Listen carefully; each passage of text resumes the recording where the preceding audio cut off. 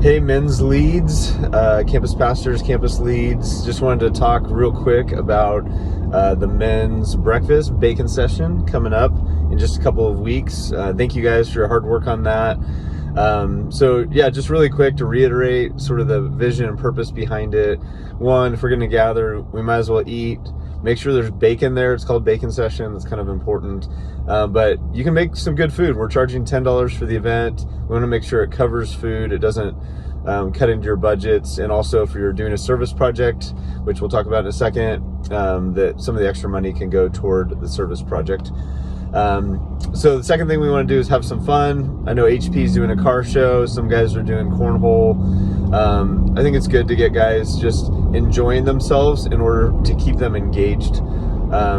So, you know, if the only activity is talking, most guys aren't super into that. So having some fun will sort of open them up to any further things. The third component is to have the campus pastors talk about serving, why it's important. It can be short, 10 minutes or so, 15 max, where you're just sharing God's heart for serving, your heart for serving, why we do it as men specifically, that it applies to them as men.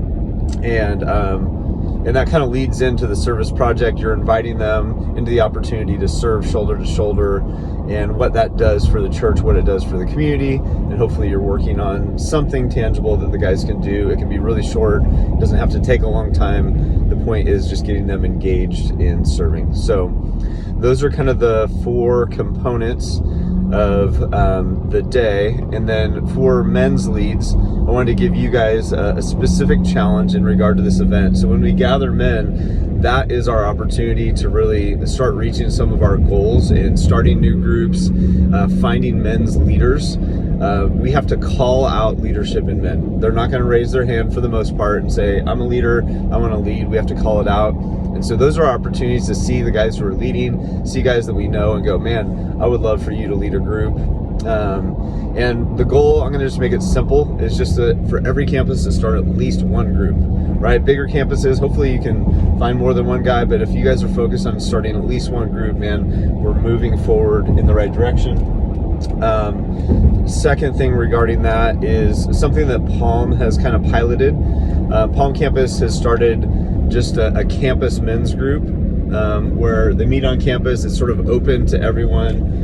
And then they'll do, if there's more guys, they'll break into smaller groups. And I think that's a really effective tool for groups. It's really simple. You don't have to worry about opening up homes or anything like that. And it allows you to see other leaders kind of rise up within the group and give them opportunities to lead a breakout group and thus start more groups. So I want to encourage you to think about that. Work with your campus pastor. Is the campus open? Is that a good idea?